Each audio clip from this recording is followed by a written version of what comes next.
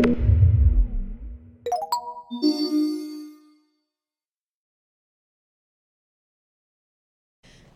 I'm Alli Schumacher. I'm an intern here at the Institute for Systems Biology on the education group. And I'm Callie Christopher. I'm also an intern here at Systems Biology, also in the education group. And we're sitting here with Sean Gibbons. Do you want to introduce yourself a little bit? Sure. My name is Sean Gibbons. I'm an associate professor also here at the Institute for Systems Biology. And my lab studies the human gut microbiome. We do science on poop. And could you tell us a little bit more about the goal of this specific summary paper?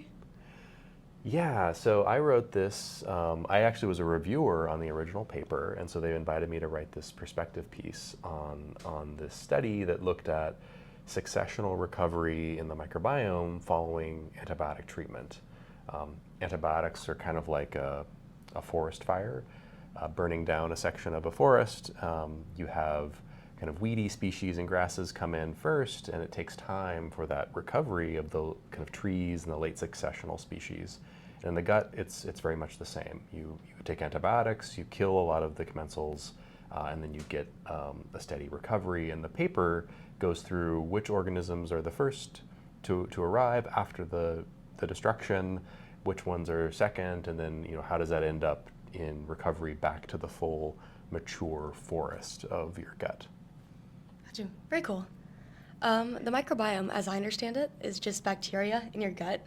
Can you talk some more about why that's a good thing? Why do we want bacteria just sitting inside of us? Yeah, I think most people's intuition about microbes is that they're dirty and they're dangerous, and there's a lot of pathogens out there that can make us sick. But it turns out that the vast majority of the microbes in our world are benign. They don't hurt us. They don't care whether we live or die, honestly. And then there's a subset of them that are really good for us, that if they weren't there, we would be very, very sick. So in the human body, every part of our surface that's exposed to the outside world, whether that's your skin or your gut or your vagina or any of that sort of outside part of your body, has a lot of microbes living in and on it. In the gut, that's the densest ecosystem in the human body. So you see the largest concentration of bacterial cells there. And they help us do things like digest our foods. So there's a lot of things in our diets that we can't eat or we can't absorb nutrients from except for through the activity of our microbes. They help us digest fibers from plants and absorb a lot of vitamins and nutrients. They also produce metabolites that train our immune system and sort of maintain our physiology. So if we didn't have these organisms in our guts, we would be sick. You also mentioned antibiotics. Could you go a little bit more into what exactly they do, how they kill bacteria, and when someone might actually take antibiotics? Yes, yeah. So it used to be, 100 years ago, if you got a paper cut that was infected by a bacterium, that could be the end of your life, right? That was like a bad time to live in. It's better now. There's a guy named Fleming in Scotland who discovered penicillium, which is a fungus that produces penicillin, which is the first antibiotic that was really described. He noticed that some spores had fallen onto a plate and overgrown, and some of the bacteria that were on that plate looked like they were dying. And so then he took a little bit of that fungus and grew it and isolated the compound penicillin, treated other bacteria with it, and it killed these bacteria. And so after World War II, or towards the end of World War II, the first human clinical trials were implemented to use this novel kind of miracle drug that could take these soldiers who were dying of infections on the battlefield and cure them of these terrible infections. And so antibiotics became widespread. They're used throughout medicine today, and a lot of us, get infections when we're young, and we're treated with antibiotics.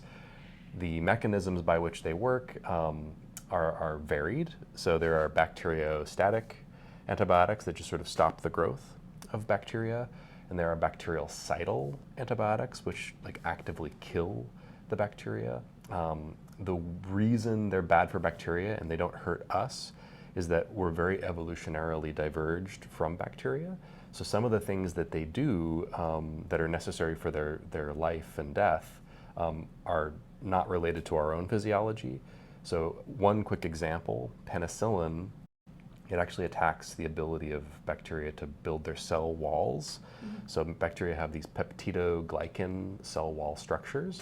We don't make peptidoglycan ourselves. And penicillin just prevents the microbe from building these cell walls. They try to divide and their cells pop and they die. So it kills bacteria, but it does nothing to our cells. And most antibiotics work in that way. They do something to attack the physiology or the metabolism of the microbe, and they don't really hurt us. The problem in the modern world, though, is that bacteria are pretty talented and they can learn how to resist these antibiotics, and so resistance to these antibiotics has evolved. And every time a new antibiotic comes on the market, it doesn't take very long before resistance arises. Gotcha.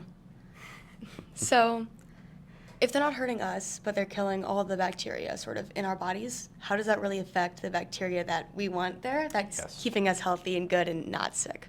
Yeah, I contradicted myself, right? Because I told you before that these good bacteria that live in our bodies are actually beneficial for our health. But it's also true that these antibiotics are killing the good guys in addition to the bad guys, right? You take antibiotics because you have strep throat or some infection and you want to kill that pathogen. But many of these antibiotics have very broad activities. They kill many different types of bacteria, including the good ones that are helping maintain our health. And so in that sense, even though they're not hurting our individual cells, they're not affecting our eukaryotic cells, by killing our commensal bacteria, antibiotics are having a negative impact on our health, from insulin resistance to susceptibility to pathogens. There's a lot of ways in which antibiotics can actually have a negative effect on human health, and maybe in the past several decades we haven't taken into account enough the negative impacts of antibiotics. They obviously have very positive effects. They save us from dying from infections, but there is a cost, and we're just beginning to understand that cost. And you mentioned ecological succession earlier. So if the microbiome and the bacteria in our gut are being killed, are they just gone forever, or what comes next? Oh, that's a great question. It's a bit of a mystery, honestly. In a lot of species, I believe it's the appendix. There's this little organ kind of attached to our intestinal tract, and it can hold a reservoir of kind of poop or microbes. And if there's an event that sort of kills off a lot of the biomass in the gut, like you get diarrhea and you flush everything out, it's sort of a reservoir that can repopulate the community from that little reservoir. Humans have a very underdeveloped one of these, and so it's unclear whether that's actually how our system works.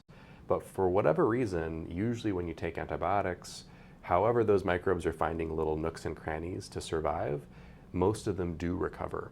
So the vast majority of our commensal microbes, once we stop taking antibiotics, over the next couple of weeks, they will grow and recover and pretty much come back to where they were before. There are occasionally, though, subpopulations of microbes that maybe were there in a kind of small population size. So an example would be like Bifidobacterium species. They kind of live in the upper colon and their population size is kind of small. And if you deplete the biomass, sometimes they can go extinct. And if they do go extinct, they don't come back. So you can actually lose microbes over time if you take many rounds of antibiotics. And then the only way you could get them back would be to, be exposed to them through your diet or take a probiotic or something like that. Gotcha. The paper talks a lot about keystone species of bacteria and how, just like you were saying, there are some that will survive and they'll come back and they'll grow first. What makes a good keystone bacteria that's going to grow first and do well and not go extinct and repopulate? That's a great question. So keystone species is a term in ecology. It was actually invented here in Seattle at the University of Washington. Dr. Payne studied, I believe, tidal pools. And I think starfish was the first organism he called a keystone species. Because if they go extinct locally in these tidal pools or in these coastal regions, they don't eat the urchins, and then the urchins overpopulate and they chew up all the kelp, and then the kelp forests go away, And so the entire ecosystem sort of falls apart because this one species has gone away. Mm-hmm. Similar arguments have been made for the wolves in Yellowstone National Park.